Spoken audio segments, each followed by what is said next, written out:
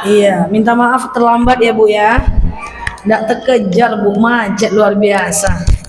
Udah saya tinggalkan remnya dah. Nggak juga bisa.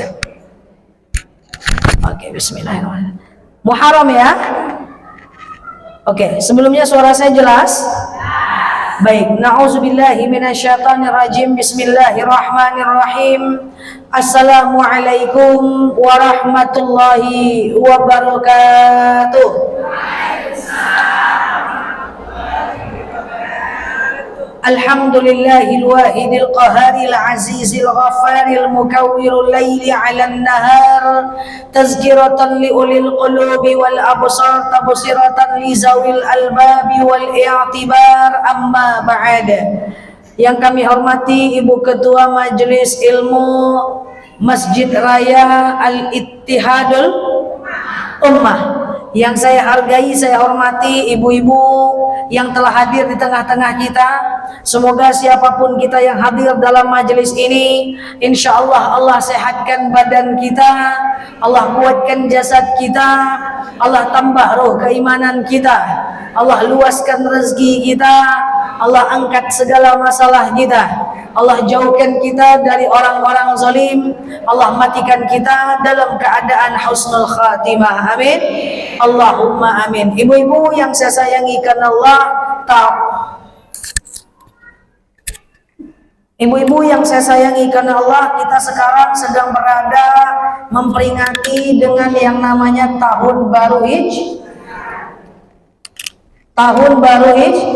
Hijriah. Baik ibu-ibu yang saya sayangi karena Allah, tahun baru Hijriah, kita akan belajar tentang bagaimana awal munculnya tahun baru Hijriah, kemudian apa kejadian-kejadian yang terjadi pada bulan Muharram, dan kemudian puncaknya yang paling penting adalah apa amalan yang bisa kita lakukan di bulan Muharram. Setuju?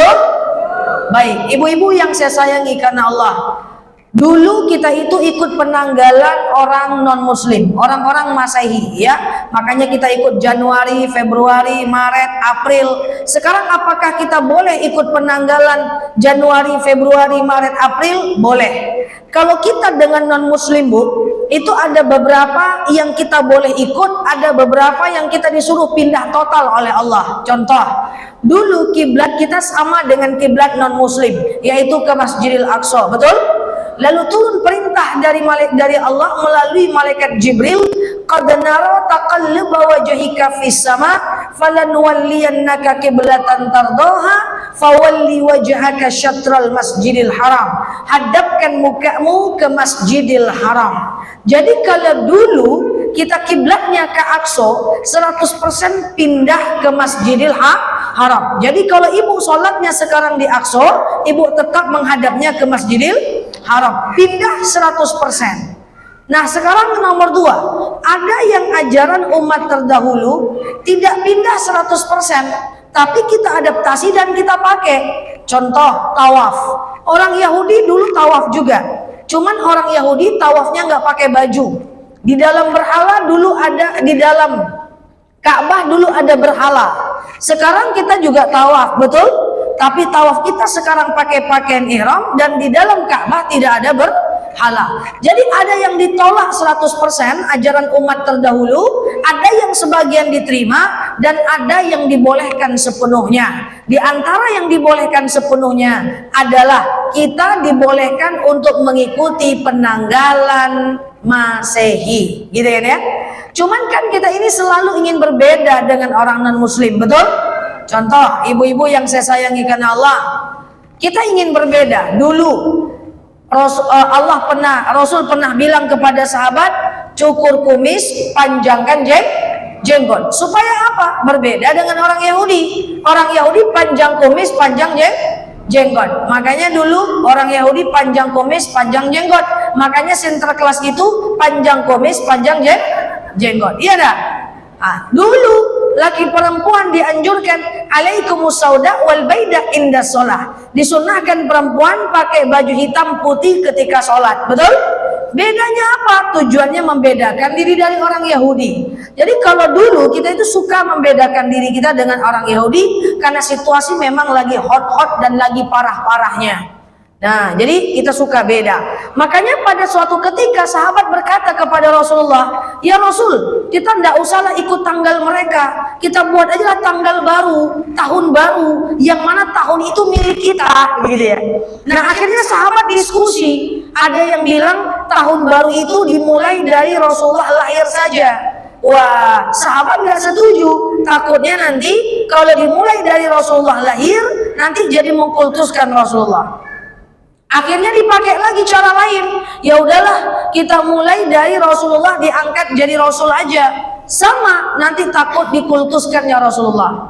Akhirnya apa? Dimulailah satu kesepakatan bahwa penanggalan Hijriah dimulai adalah sejak Rasulullah hijrah dari kota Mekah ke kota Madinah. Kenapa? Nah, begini kisahnya, Bu. Rasulullah itu diangkat jadi Rasul usia berapa? 40. Meninggal usia berapa? Berarti berapa tahun Rasulullah jadi Rasul dalam hidupnya? 23. Jadi Al-Quran itu 6.666 ayat, 114 surat, 77.429 kata, ya, kemudian sebanyak 323.000 huruf. Al-Quran itu turunnya berangsur-angsur selama 23 tahun. 13 tahun di Mekah namanya surat Makiyah, 10 tahun di Madinah namanya surat Madaniyah. Jadi dulu kalau Rasulullah itu berdakwah di kota Mekah itu tidak sukses, Bu, karena orang-orang Mekah pada saat itu tidak mau dengarkan Rasulullah. Abu Lahab, Abu Sofyan, Abu Jahal, Abu itu si Abu itu sangat benci kepada Rasulullah SAW. Tapi masalahnya Khadijah masih hidup, Abu Thalib masih hidup. Jadi Rasulullah aman. Sejak meninggalnya Khadijah, sejak meninggalnya Abu Thalib, saat itu kehidupan Rasulullah tidak aman. Tidak ada lagi yang menjaganya. Tidak ada lagi yang bisa melindunginya. Khadijah dan Abu Thalib ini kan kawan si Abu tadi. Khadijah itu kawan dagangnya Abu Lahab, Abu Sofyan, Abu Jahal. Abu Thalib itu kawan dagangnya Abu Lahab, Abu Sofyan, Abu Jahal. Selang Khadijah meninggal Abu Thalib, tidak ada lagi yang bisa menyelamatkan Rasulullah. Singkat cerita, saat itu Rasulullah ingin dibunuh. Ya, ingin dibunuh. Kalau dulu ingin dibunuh ada Khadijah, ingin dibunuh ada Abu Thalib. Sekarang nggak bisa lagi. Bahwa sekarang ini kondisinya Rasulullah akan dibunuh. Singkat cerita, apa kata Rasulullah kepada Abu Bakar? "Ya Abu Bakar, saya ini udah mau dibunuh ini. Ya udah, kita hijrah saja ya Rasulullah." Kenapa? Ini nyawa tantangannya. Akhirnya Ali bin Abi Thalib datang ke rumah Rasulullah. "Ya Rasulullah, biarkan aku menggantikan tempat tidurmu malam ini. Karena aku melihat akan ada orang Yahudi yang akan membunuh engkau tengah malam nanti. Biar aku yang menggantikan tempat tidurmu." Apa kata Ali bin Abi Thalib? Apa kata Rasulullah? "Jangan Ali, nanti engkau akan mati juga." Apa kata Ali bin Abi Thalib? "Kalau aku mati ya Rasulullah, cuman keluargaku yang risau. Tapi kalau engkau mati, seluruh umat akan risau dan kehilangan." Akhirnya bayangkan Ali bin Abi Thalib menggantikan tempat tidur Rasulullah sebelum proses hijrah. Waktu ngomong-ngomong di dalam, rupanya orang Yahudi udah ngepung di luar rumah. Akhirnya keluarlah Rasulullah, dia ambil debu, dia lepaskan ke mukanya orang Yahudi, dibantu oleh Allah. Orang Yahudi tidak bisa menengok Rasulullah jalan keluar rumah. Dia jemput Abu Bakar. Mereka melakukan perjalanan hijrah, jalan kaki dari kota Mekah ke kota Madinah. Mekah Madinah itu ibarat Pekanbaru Payakumbuh, berjalan kaki. Bayangkan, sekarang Mekah Madinah jalan lurus, betul? Kalau dulu naik gunung, turun gunung, naik gunung, turun gunung, naik gunung, turun gunung. Cara hijrahnya kayak gini. Abu Bakar naik dulu, Abu Bakar di atas gunung, dia tengok ternyata orang Yahudi aman, tidak ada. Rasulullah naik, Abu Bakar turun lagi, naik lagi, ternyata aman, turun lagi, begitu seterusnya. Bayangkan, Mekah menuju Madinah itu arah utara. Sementara mereka jalan arah selatan. Bahasa kitanya mangicuah, tahu mangicuah? Karena kalau jalannya sama-sama arah utara, nanti bakal ketahuan oleh orang Yahudi. Jadi Madinah itu arah utara, dia berjalan berarah selatan, naik ke bukit. Siapa yang membantu mengantar bahan makanan saat itu? Yang menghantar dan membantunya adalah anak Abu Bakar. Anak Abu Bakar lagi hamil besar, berpura-pura mengembala kambing untuk kemudian mengantarkan makanan kepada Abu Bakar dan Rasulullah di atas bukit. Subhanallah, Masya Allah, Tabarakallah. Yang terjadi apa? Ternyata Abu Bakar melihat ada orang Yahudi, dan akhirnya Abu Bakar dan Rasulullah menyerondok di dalam sebuah gua. Ditengok oleh Abu Bakar, ternyata apa? Ada kaki orang Yahudi yang lewat. Akhirnya Allah menolong mereka dengan cara Allah berikan gua itu adalah sarang laba-laba. Mereka diam di dalam. Rasulullah capek, lelah, berjalan kaki, Pekanbaru, Payakumbuh. Pura-puranya nyampe di Rantau Berangin, menyondok dalam gua. Kan gitu kan? Nah, saya sudah pernah naik ke Bukit Sur, capek luar biasa. Bedanya saya naik, hati saya senang. Rasulullah naik penuh ketakutan, menyerondok dalam gua. Waktu bersembunyi di dalam gua itu, apa yang terjadi? Rasulullah tidur di pahanya Abu Bakar radhiyallahu anha. Lalu kemudian Abu Bakar saat Rasulullah duduk, tersengatlah ujung jempolnya dengan binatang berbisa. Lalu kemudian dia tahan. Kenapa dia tahan? Kenapa dia tahan? Dia tahan karena kenapa? Karena dia tidak mau mengganggu tidur Rasulullah Shallallahu Alaihi Wasallam. Akhirnya kesakitan, dia tahan lagi, kesakitan, dia tahan lagi, dia tahan tak tahan. Akhirnya keluarlah air matanya, meneteslah di kening Rasulullah Shallallahu Alaihi Wasallam.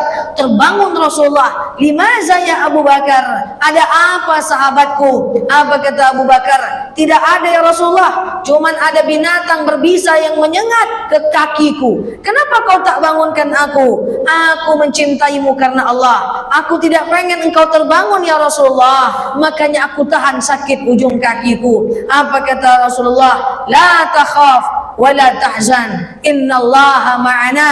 Jangan kau takut Abu Bakar, sesungguhnya Allah bersama kita. Masya Allah. Waktu berjalan menuju perjalanan hijrah, Abu Bakar selalu jalan di depan, Rasul di belakang. Dipotong oleh Rasul, Abu Bakar motong lagi. Dipotong oleh Rasul, Abu Bakar motong lagi. Selalu pengen di depan. Lalu Rasul bertanya kepada Abu Bakar, ya Abu Bakar, kenapa kau pengen selalu di depan? Aku potong, kau potong lagi jalanku. Ku potong, kau potong lagi jalanku. Apa kata Abu Bakar? Ya Rasulullah, kita ini sedang dikejar oleh orang Yahudi. Nyawa tantangannya. Biarkan aku di depan ya Rasulullah. Andaikan kita ketemu dengan orang Yahudi, salah satu kita harus mati. Biar aku yang mati duluan ya Rasulullah. Kalau aku mati, hanya keluargaku yang sedih. Kalau kau mati, seluruh umat akan bersedih. Masya Allah.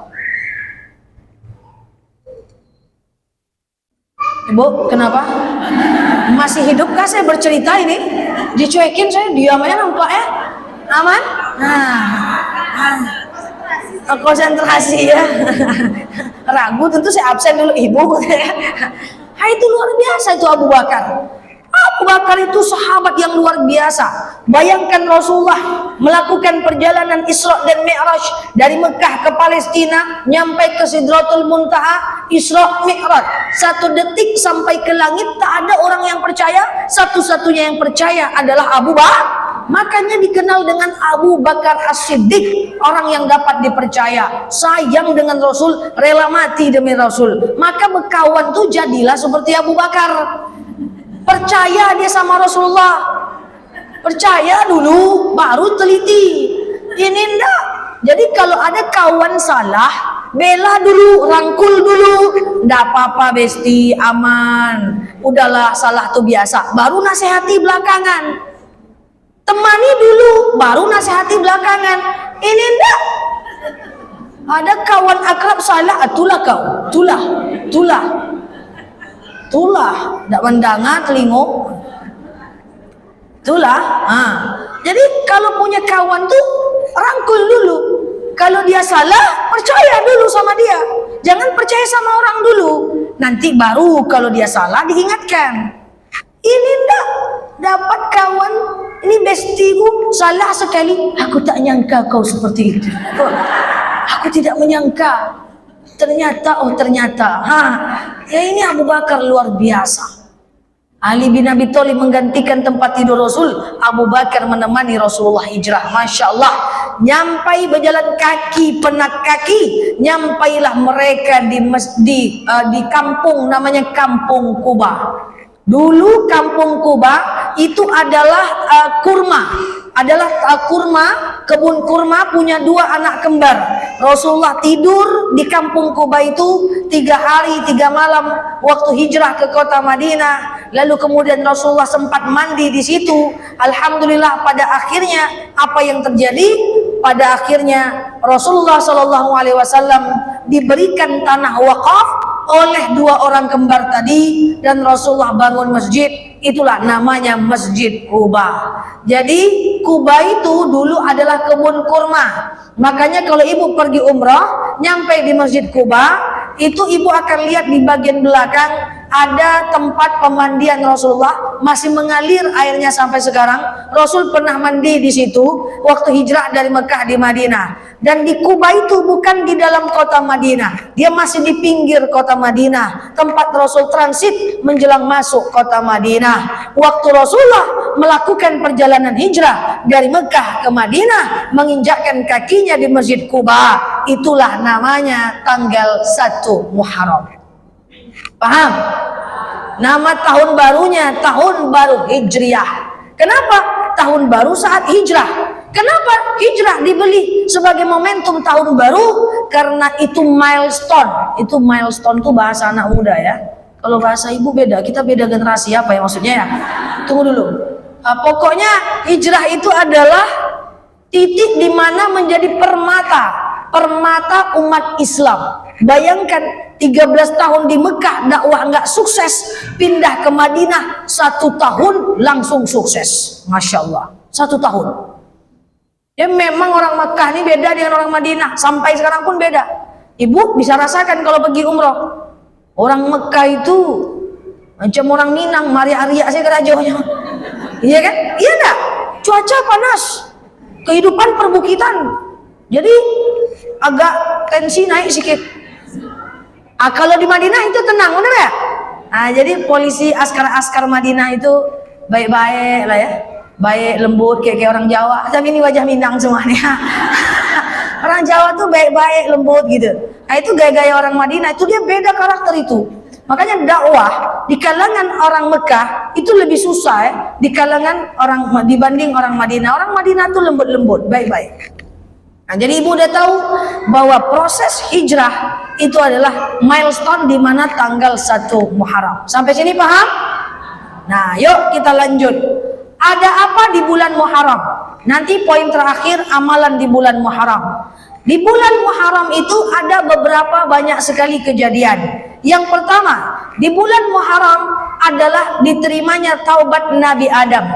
Ceritanya Nabi Adam tadinya kan di surga, betul? Ada dalil wa qulna ya Adam uskun anta wa zawjukal jannah wa la taqraba hadhihi syajarah. Hai Adam, tinggallah engkau dengan anakmu, dengan istrimu di surga ini, jangan kau dekati pohon ini. Rupanya Adam mendekati juga pohon itu karena godaan syaitan. Lalu kemudian Allah turunkan ke bumi. Nabi Adam Allah turunkan di India, Siti Hawa Allah turunkan di Jeddah, betul? Ketemulah di padang Arafah. Adam diturunkan ke bumi di India, Hawa diturunkan di Jeddah, ketemulah di padang Arafah. Sebelum turun ke bumi, Nabi Adam mohon ampun kepada Allah dan ampunannya diterima. Akhirnya itulah tanggal Muharram, bulan Muharram. Oke? Jadi diterimanya ampunan Nabi Adam. Yang kedua adalah di mana bulan Muharram diselamatkannya Nabi Ibrahim dari Raja Namrud. Jadi masing-masing Nabi itu punya musuh. Nabi Musa musuhnya Fir'aun, Nabi Ibrahim musuhnya Raja Namrud, Nabi Muhammad musuhnya si abu-abu. Kan dia kan abu-abu. Nabi Ibrahim itu ingin dibakar pada masa itu, dibakar oleh Raja Namrud. Apa kata Allah? Qul ya naru kuni bardaw wa salama ala Ibrahim. Hai api, jadilah kau dingin untuk menyelamatkan Nabi Ibrahim. Akhirnya Nabi Ibrahim tidak jadi terbakar. Mukjizat itu turun di bulan Muharram. Oke? Yang ketiga, keunikan bulan Muharram terjadi pada nabi-nabi sebelumnya adalah Nabi Musa.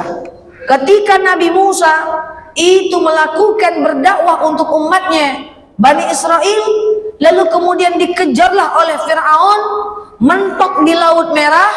Nabi Musa bingung, di depan ada laut, di belakang ada musuh.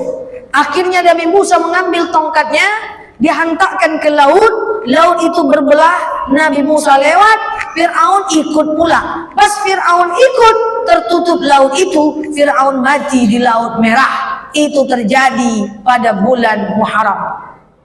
Fir'aun. Jadi Fir'aun itu jumlahnya 400 orang. Dan Fir'aun itu nama raja. Raja-raja, semua raja namanya Fir'aun.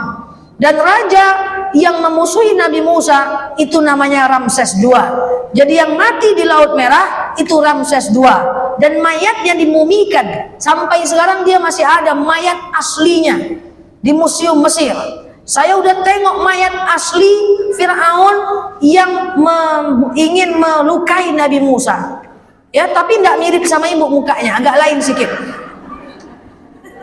Tapi saya udah tengok muminya asli. Itu saya coba sapa dia, sombong dia. Saya sapa, "Ses, apa kabar Ses?" Santai aja dia diam. Padahal saya jauh-jauh dari Indonesia menjenguknya ke sana. Nah, jangan ikut akhlak si Ses ini ya. Jadi itulah dia terjadi pada masa Nabi Musa. Oke? Tadi Nabi apa yang pertama? Yang kedua, Ibrahim. Ketiga, Nabi Musa. Yang keempat adalah dikeluarkannya Nabi Yunus dalam perut ikan. Nabi Yunus masuk dalam perut ikan 40 hari 40 malam karena diuji oleh Allah. Lalu Nabi Yunus bertaubat,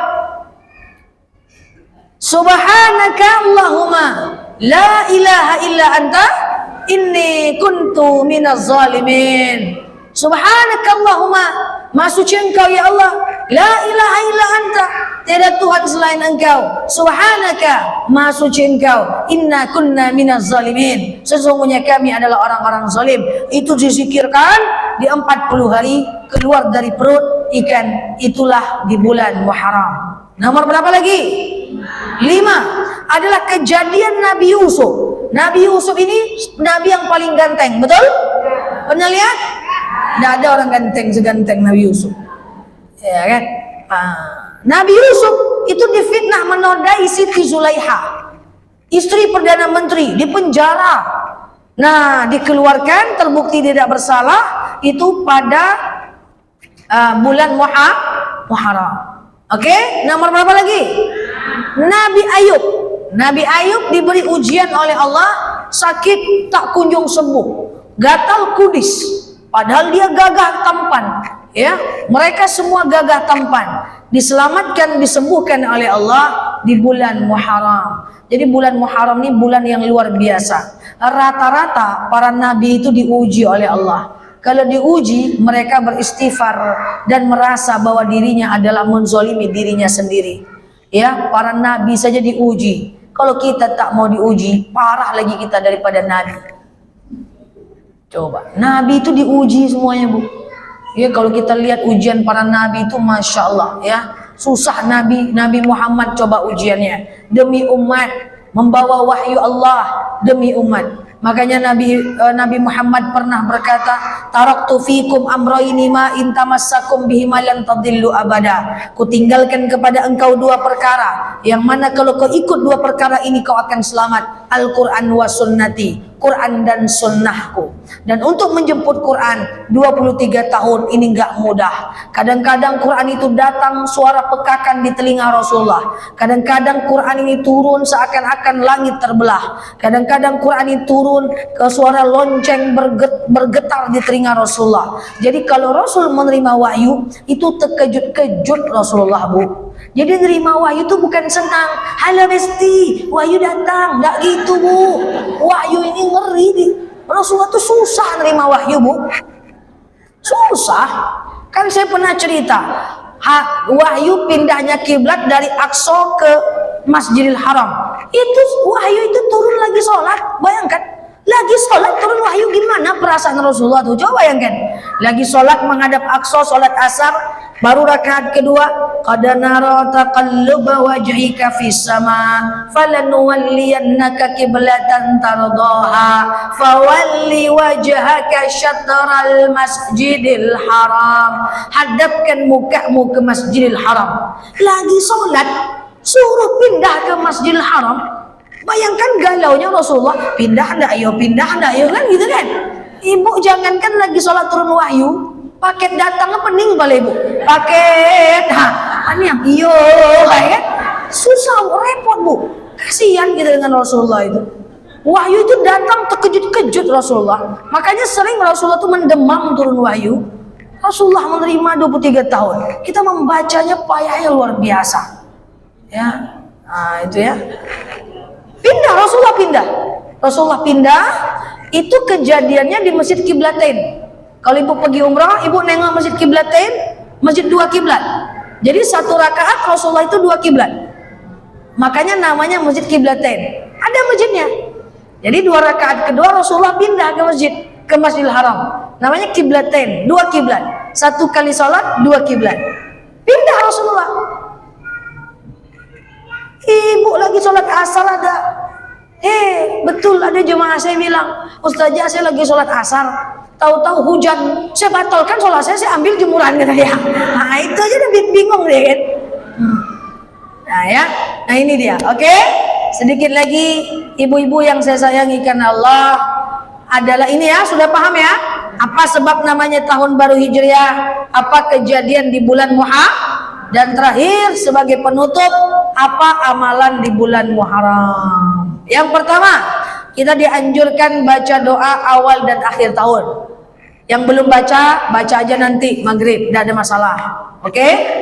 Yang kedua, kita dianjurkan memperbanyak zikir. Pakai zikir-zikir para nabi, termasuk istighfar, sayyidul istighfar. Astaghfirullahaladzim, alladzi la ilaha illa anta. Astaghfirullahaladzim alladzi la ilaha illa huwal hayyul qayyum wa atubu ilaihi. Itu dipakai zikir 10 kali kayak setiap habis sholat, 10 kali kayak setiap habis sholat, 10 kali kayak setiap habis sholat. Ya, mohon ampun karena para nabi itu banyak bermohon ampun, bertaubat di bulan Muharram. Kan Nabi Adam bertaubat, betul? Nabi Yunus, Nabi Yusuf, semua mereka bertaubat di bulan Muharram. Oke? Yang ketiga adalah sedekah di bulan Muharram. Allah tambahkan pahalanya 70 kali lipat.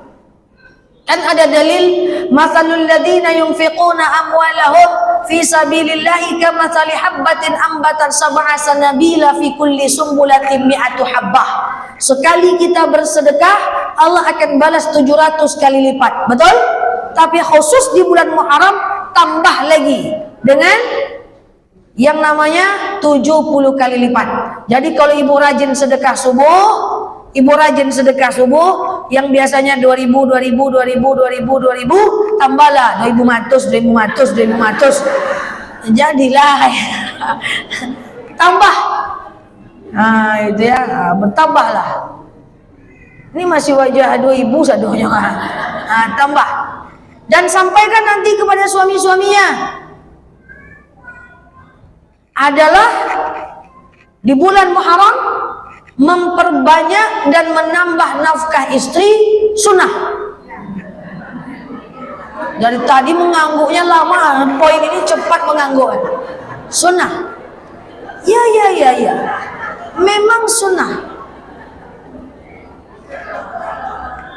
Ini sayangnya ibu-ibu semuanya. Kalau ada bapak-bapak saya gas nih saja. Iya. Jadi menambah nafkah istri di bulan Muharram sunnah. Jadi bilang sama suaminya, bang, tambah nafkah istri di bulan Muharram itu sunnah. Bulan Muharram aja bang. Video kan lu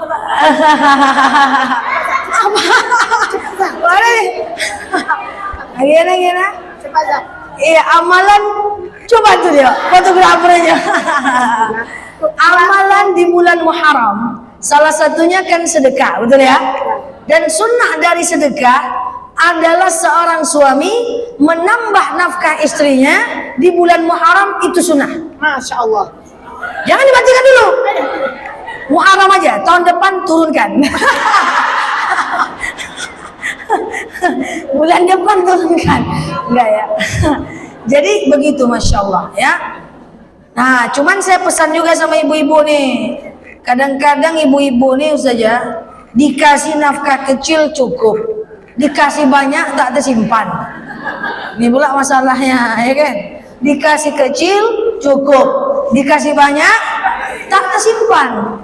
Nah, jadi jangan mubazir. Suami kasih lebih banyak, istri keluarkan lebih sedikit, sisanya ditabung dan disedekahkan untuk beli keinginan sehingga tidak terjebak riba. Kan gitu, Besti. Apa tadi, ulang lagi?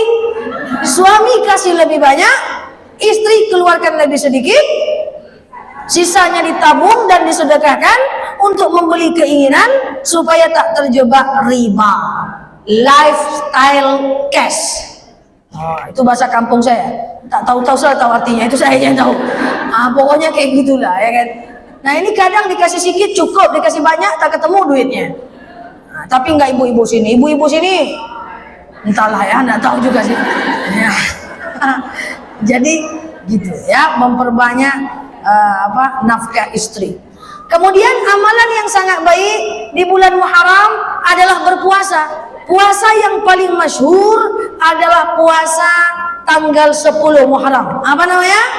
Puasa Asyura, mengampunkan dosa setahun yang lalu. Saat Rasulullah berpuasa Asyura, maka waktu itu para sahabat berkata kepada Rasulullah, "Ya Rasulullah, ini orang Yahudi juga puasa Asyura. Cemana ini?" Apa kata Rasulullah?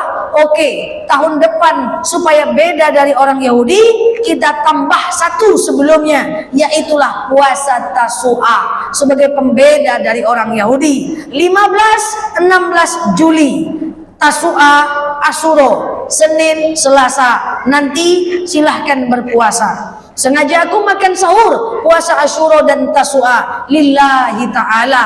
Belum qada puasa gimana? Gak apa-apa, puasa aja. Nanti qada puasa kan maksimal sampai Ramadan. Tapi kan afdolnya qada dulu Ustazah. Ya udah, kalau anggapannya begitu, ganti puasanya qada dari sekarang supaya 9 Muharram nanti bisa puasa Tasu'a. Yang rajin puasa Daud berhenti dulu, Tasu'a dan Asyura dulu, nanti dilanjut lagi puasa Daudnya. Kecuali kalau ibu rajin puasa Daud berbenturan dengan Senin Kamis dan Yaumul Bid, lanjutkan Daudnya. Paham? Kalau puasa Daud tidak usah Senin Kamis dan Yaumul Bid lagi, sudah bagus. Karena puasa Daud itu paling bagus. Jadi kalau udah puasa Daud tidak usah Senin Kamis dengan Yaumul Bid lagi, tak apa-apa. Nah, tapi kalau puasa tahunan boleh berhenti sejenak untuk kemudian kita bisa berpuasa Daud setelahnya. Ya, semoga kita nanti bisa berpuasa dengan baik, insya Allah. Dan semoga bulan depan saya tak telat lagi saja. Macet luar biasa ibu, nggak terprediksi. Kayaknya saya pakai motor lah besok-besok ya. Oke, demikian ibu-ibu yang saya sayangi karena Allah. Semoga bermanfaat. Demikian dari saya. Wallahu a'lam bishawab. Mohon maaf lahir dan batin. Assalamualaikum warahmatullahi wabarakatuh. Doa ya.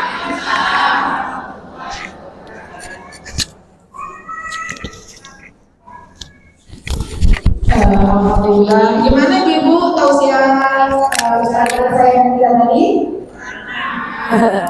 Senang kan? Nah, jangan lupa bulan depan beliau masih bersama dengan kita di sini. Pekan kedua setiap bulannya di hari Senin. Tadi alhamdulillah untuk perkenannya kita sholat asar berjemaah. Biasanya sedikit tadi sampai sholat 3 dari sholat di sini ya. Terima kasih.